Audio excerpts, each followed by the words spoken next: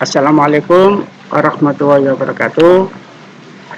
Selamat datang di MPLS SMP Negeri 2 Gresik, dan saya ucapkan selamat kalian diterima di SMP Negeri 2 Gresik.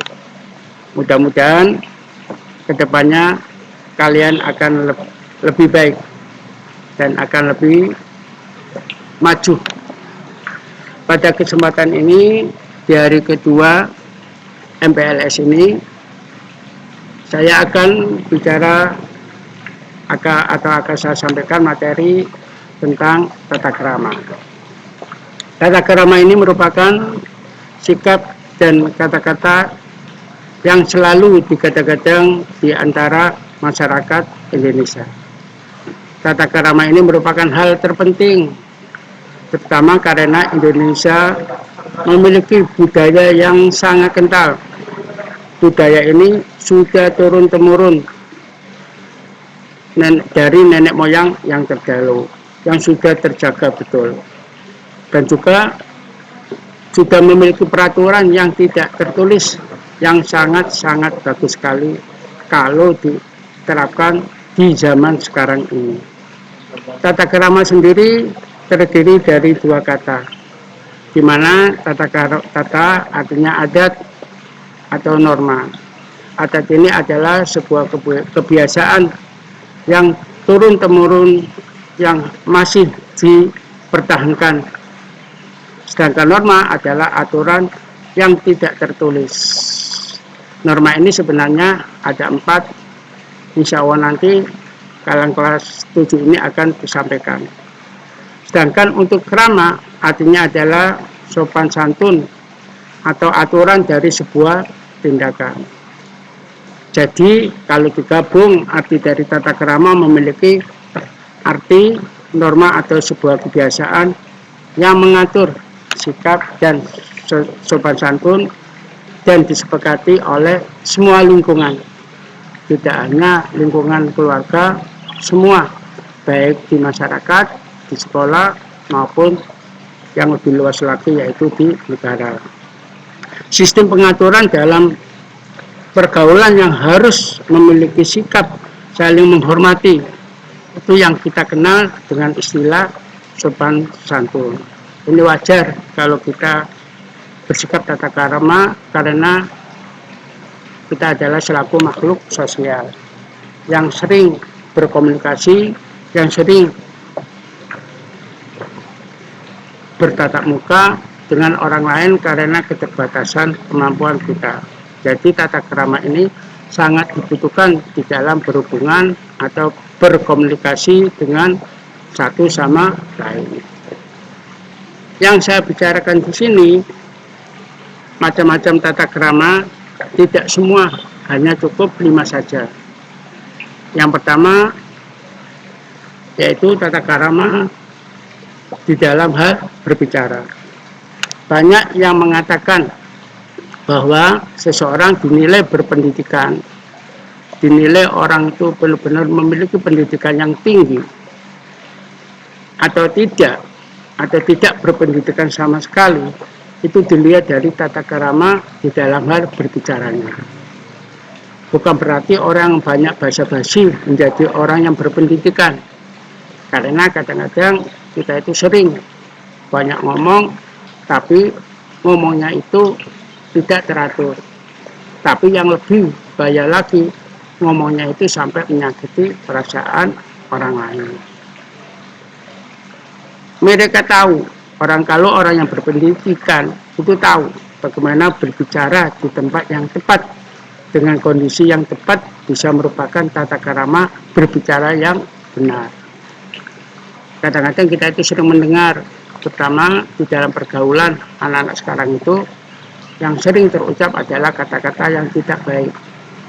Padahal kalau kita bicara dengan kata-kata yang baik, meskipun pendidikan kita itu masih SMP, maka orang sekitar kita akan mengatakan, kalian akan dikatakan orang yang baik. Karena apa? Karena bisa menjunjung tata krama di dalam berbicara. usahakan kalian di dalam pergaulan kalian setiap hari benar-benar kata-kata yang baik itu kalian ucapkan dan sampai menyakiti perasaan orang lain. Yang kedua, tata krama dalam hal makan. Bagaimana kalian pernah menemukan seseorang yang mungkin makan dengan sembarangan. Dalam artian sembarangan ini kadang-kadang pakai yang namanya sendok atau garpu, ada yang menggunakan tangan. Kemudian bersendawa. Bersendawa itu kalau istilahnya di dalam bahasa Jawa yaitu glegeken, kemudian kentut dan sebagainya, yang membuat orang lain tidak nyaman. Kalau sudah tidak nyaman, maka selera makannya itu akan berkurang. Adanya tata krama tak lain karena ingin membuat semua orang yang makan bersama dengan kita itu merasa nyaman. Jadi selera makan itu tumbuh. Bukan karena kita itu dianggap nanti anggun atau juga cantik. Yang penting apa? Kalau kita makan bersama-sama, baik itu dengan keluarga atau dengan teman, benar-benar kalian jaga betul bagaimana cara tata krama makan yang benar. Tata krama makan setiap budaya itu memang berbeda. Setiap negara itu berbeda. Ada yang harus bersuara, ada juga yang tidak boleh bersuara, kita makan. Tapi di Indonesia, makan yang baik itu tanpa suara, tanpa mengeluarkan kata-kata atau istilahnya itu waktu berkecap itu menimbulkan suara. Tapi yang harus kalian ingat yang lebih penting, jangan lupa sebelum makan usahakan berdoa. Gunakan tangan kanan, itulah kesopanan yang paling bagus. Sedangkan tata krama yang ketiga, yaitu bagaimana kita bersikap pada orang yang berbeda usia, terutama menyangkut dengan orang yang lebih tua. Kita harus bisa menjaga betul perasaan orang yang diajak berbicara dengan kita. Harus bisa menghargai, bisa menghormati. Bagaimana sih berbicara orang yang baik menurut tata krama? Yaitu yang jelas, yang paling penting kalau bisa kita itu memperhatikan lawan berbicara kita. Harus mendengarkan apa yang diomongkan kita.